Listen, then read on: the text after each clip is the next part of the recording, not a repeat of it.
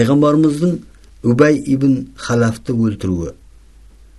Бәдір соғысынан бұрын Алла елшісі саллаллаху алейхи уассалам шайқас алаңын аралап жүріп, мынау Әбу Жахилдің, мынау Утбаның, мынау Умайяның, мынау пәленшенің өлтірілетін жерлері, Убай ибн Халаф менің қолымнан өледі деген болатын. Бәдірде Әбу Жахил, Утба, Умайя тағы басқа мұжахидтер тарапынан өлтіріледі де, Убай ибн Халаф қана тірі қалады. Ол Құрайыштың атқамінері саналатын. Пайғамбарымызды көрген сайын, «Уа Мұхаммед, бір атым бар, күніне 16 рет жемдеп бағамын. Бір күні сонымен желе жортып келермін де, сенің көзіңді жоярмын» дейтін. Пайғамбарымыз болса, азғын дұшпанға, «Бәлкім, иншалла, мен сені өлтірермін» деп жауап беретін. Осы Убай ибн Халаф Бәдірде мұжахидтер тарапынан жаны жаһаннамға жолданған бауыры Умайяның кегін алу үшін жанға жан деп пайғамбарымызды о дүниелік ету ниетімен Ухудқа келгенді. Әзірет Расулалла шип жотасына тырманған сәт Убайдың келе жатқанын көреді.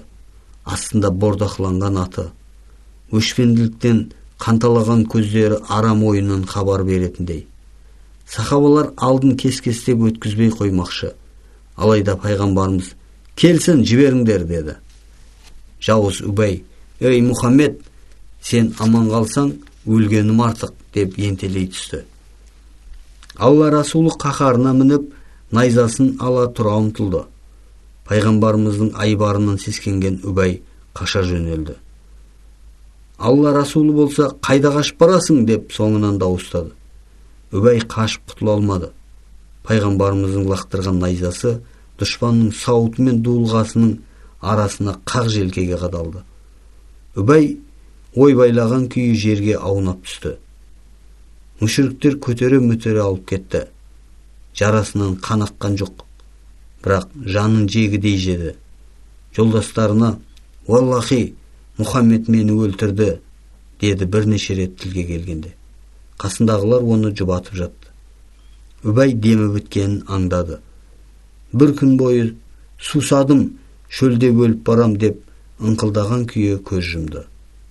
Бұл да Алла елшісі Мұхаммедтің саллаллаху алейхи уассалам Алланың білдіруімен келешектен хабар берген бір мұғжизасы еді. Дұшпан әскері майдан шебін тастап Меккеге бағыт алған соң, пайғамбарымыз сахабаларымен бірге төбеден түсіп, өлі денесі жерде жатқанмен рухтары биікте самғаған шейіттерді аралады. Жүрегі мұңға толып, қайғыға шомды. Тағдырға мойынсыну қажеттігі болмаса, айналадағы көрініске жан шыдамас сірә. Жауан мәрт, ержүрек сахабалардан айырылды. Құрайш мүшіріктерінің залымдығын айтуға тіл жетпес. Өлі денені паршалап, ай онша кескілеген. Кейбіреулерін тану мүмкін емес. Мұңды жанарын бір нүктеге қадап тұрып, Расулалланың сондағы айтқаны: «Мен қиямет қайымда мына шейіттердің Алла жолында жандарын қиғанына куәлік айтамын» болды. Сонан соң асхабына: «Бұларды қан күйінде орап жерлеңдер. Алла жолында ұрысып жарақат алғандар қиямет күні махшарға жаралары қанаған күйі келеді. Қандарының түсі сол күйі болғанмен иісі хош жұпардай болады» деді. Шейіттер арасында пайғамбарымыздың көкесі, қаһарман сахаба Әзірет Хамза да бар еді. Кеудесі жарылып, мылжаланған, өкпесі жұлынып алынған, мұрны құлағы кесілген, денесі әбден тесілген. Тану мүмкін емес. Оның бұл хәлін көргенде Алла Расулы саллаллаху алейхи уассалам қайғырып, мүбәрәк көздерінен жас парлап қоя берді. Бұған дейін оның соншалықты мұңайғанын ешкім көрмеген. Шейіттердің мырзасы атанған сом тұлғасы батылдықтан тұратын Әзірет Хамзаның басында тұрып былай деді: «Уа Хамза, ешқашан ешкім сенің көргеніңді көрмеген, көрмейді де, мен үшін де мұнан асқан азап жоқ шығар». Уа Расулалланың көкесі Хамза, уа Алланың және оның Расулының арыстаны Хамза, уа қайырымдылық символы Хамза, уа Расулалланың қорғаушысы болған Хамза, Алла саған рахымын жаудырсын.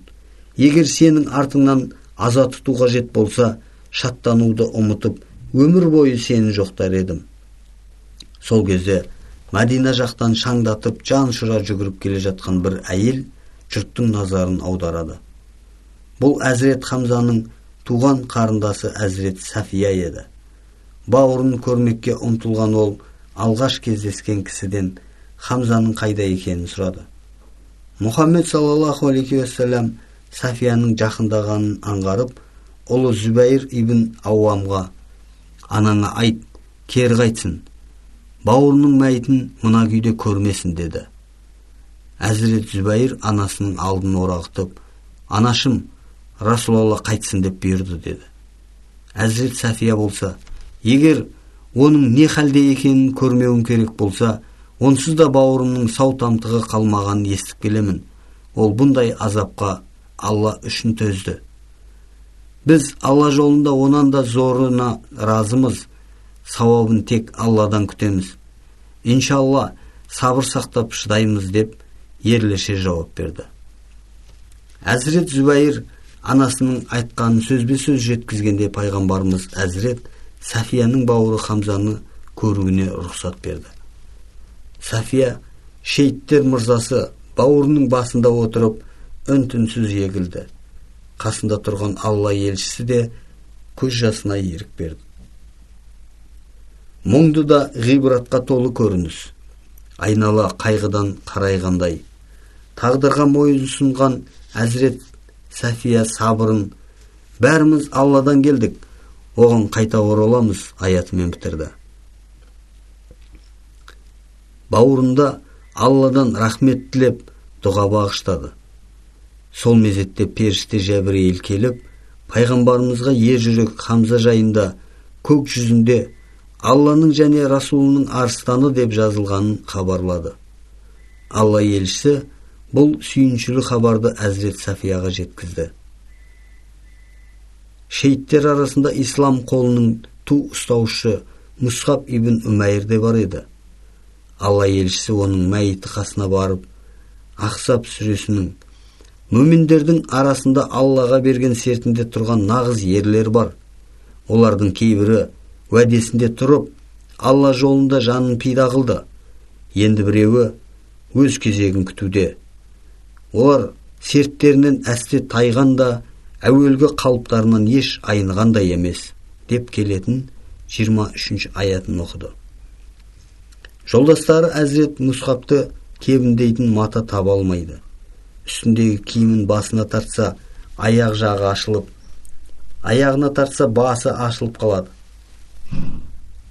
Пайғамбарымыз мұны көріп, басын өзінің шапанымен, аяқ жағын жұпар иісті шөппен жабыңдар деп бұйырды.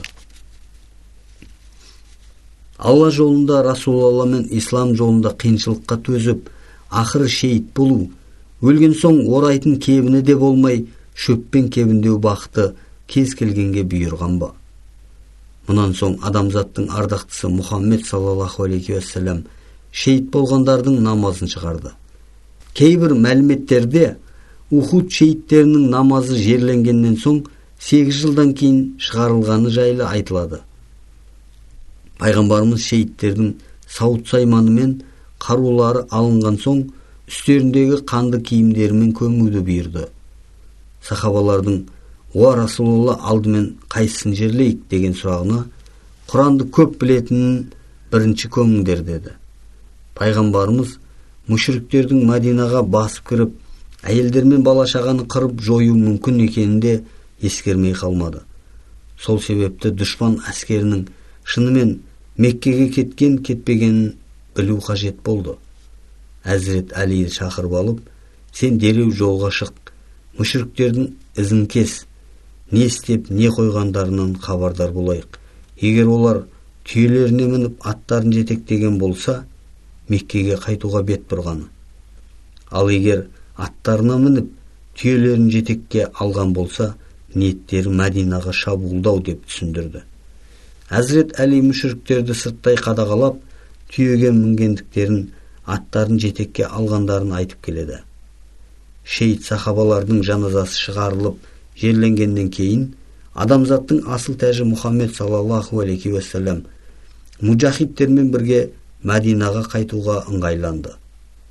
Харра аталатын мекенге келгенде, әскерін тоқтатып, Раббына жалбарына дұға етті.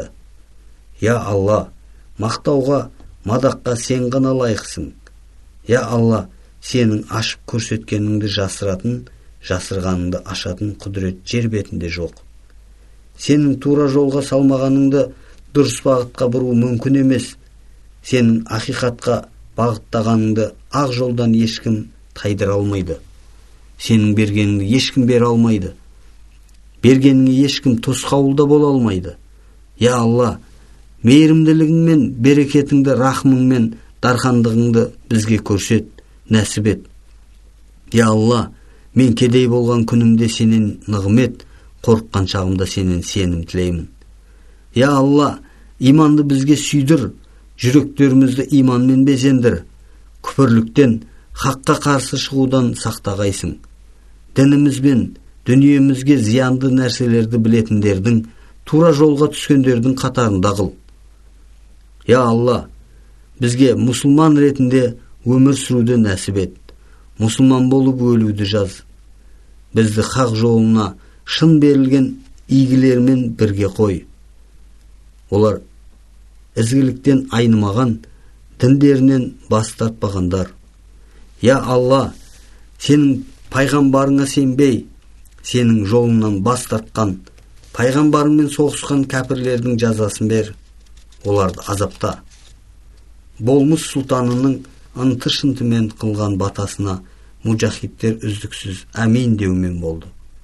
Құдіретті Алла тағала сүйікті Расулының бұл дұғасын қабылдап, ислам дінінің дұшпандарын аз уақыттан соң үлкен зиянға ұшыратты. Мәдинаға оралу. Ислам қолы Шәуәл айының 7-сі сенбі күні кеш бата Мәдинаға келіп кірді.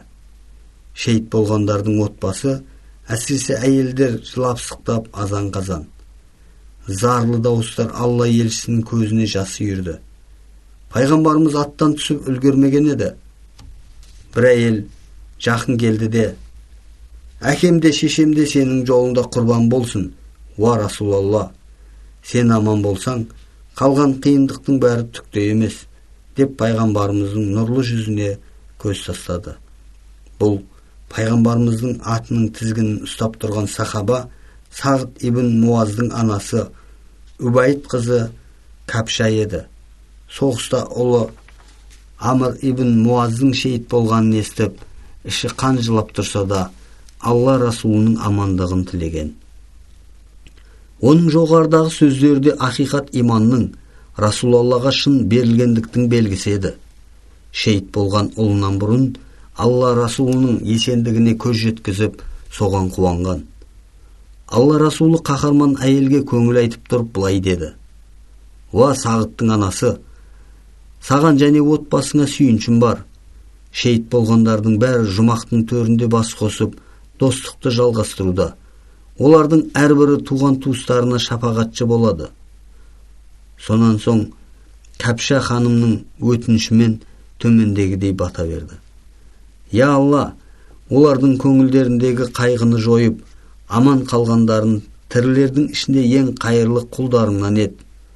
Көңілінде Алланың сүйікті елшісіне деген сеніммен сүйіспеншілік орныққан сахаба Алла мен Расулы жолында жанында қуана-қуана пида етуге дайын. Бауыр еті баласынан айырылып тұрып, сабырлылығынан танбаған. Өйткені ислам сынды ұлы діннің биікке өрлеу үшін жан қиярлық ерлік қажеттігін олар білетін. Иман үшін, Расулалла үшін жан қиярлық көрсету Алланың назарындағы ең қымбат амал екенінде ұғынған. Сондықтан да пайғамбарлар сардары олар жайлы былай деген: Хақ тағала менің асхабымды нәбилер мен Расулдан кейінгі бүкіл әлемнің таңдаулысы етті. Пайғамбарымыз пәк шаңырағында. Ухудтан қайтқан сахабалар жеңілістің әсерінен айыға алмай, көкіректері қарс айырыла күрсініп, үй-үйіне тараған сәтте Алла Расулы да отауына келді. Қызы Фатимаға Зулфиқарды беріп тұрып: «Қарағым, мынаны қынына салып алып қоя қой. Уаллахи, ол бүгін өз міндетінің керегінше орындады», деді. Болмыстың сұлтаны Мұхаммед саллаллаху алейхи уассалам ертеңгі күнге үмітпен қарады. Жеңіліске аса мойымады. Өйткені ерте ме кеш пе, әйтеуір ақиқаттың жеңерін жақсы білетін. Оны Фатимаға қарап айтқан: «Алла жеңісті бізге нәсіп қылғанға дейін мүшіріктер енді бізді жеңе алмайды», деген сөздерінен байқаймыз. Мәдинаға келгеннен соң да пайғамбарымыз мүшіріктерден қауіп келмесіне кепілдік ала қоймаған. Кез келген сәтте кәпірлердің шабуылдауы мүмкін болғандықтан, мұсылмандар түнде пайғамбарымыздың отауын күзетеді. Ухудтағы жеңілістің астарына үңілсек, Ухуд шайқасында мұсылмандардың жеңіліске ұшырауы, кейбіреулерінің жараланып, енді бір бөлігінің шейіт болуының кейбір себептері төмендегідей.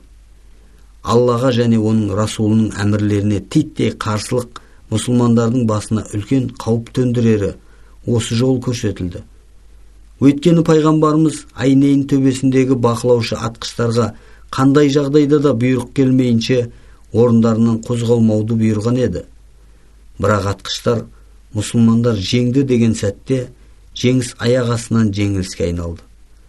Пайғамбардың да дүниеде бейнет шегетіні, әбігерге түсері анық көрсетілді. Өйткені олар адамзат үшін жетекші ретінде жіберілген.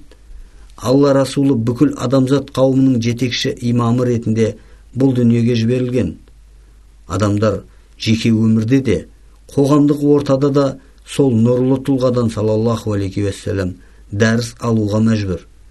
Егер Әзірет Мұхаммедтің саллаллаху алейхи уассалам өмірінің барлық сәті мұғжиза мен кереметтерден тұрса, онда ол адамзаттың ұлы жетекшісі бола алмас еді. Сол себепті Әзірет Мұхаммед саллаллаху алейхи уассалам тек пайғамбарлық дәлелін айқын көрсету қажет болғанда, мүшіріктердің Аллаға қарсылығын, жаратылысқа қайшылық екенін ұғындыру үшін мұғжиза көрсеткен. Басқа уақытта ол да өзге адамдар тәрізді өмір сүрген, бейнетте шеккен, соғыста жараланып қиналғанда.